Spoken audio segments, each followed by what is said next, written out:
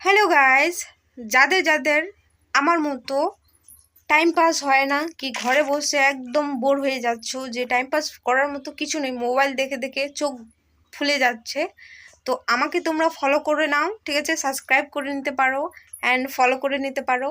তো আমার ভিডিও দেখলে তোমাদের এমনিতেই টাইম পাস হয়ে যাবে, ঠিক আছে?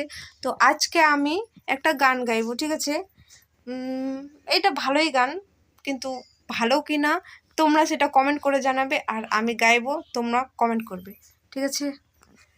हुए बेचैन पहली बार हमने रास ए जाना, मोहब्बत में कोई आशिक बन जाता है दीवाना। अगर इकरार हो जाए किसी से प्यार हो जाए, बड़ा मुश्किल होता है दिल को समझाना। हुए बेचैन पहली बार हमने रास ए जाना,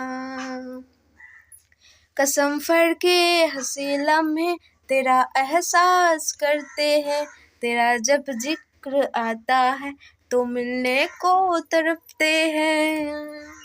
हमारा हाल ना पूछो कि दुनिया भूल बैठे हैं, चले आओ तुम्हारे बिन न मरते हैं न जीते हैं।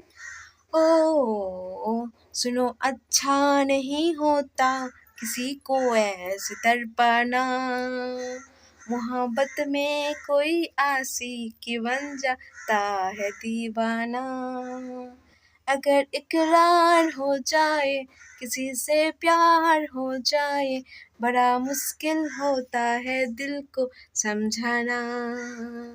हुए बेचैन पहली बार हमने रास ए जाना।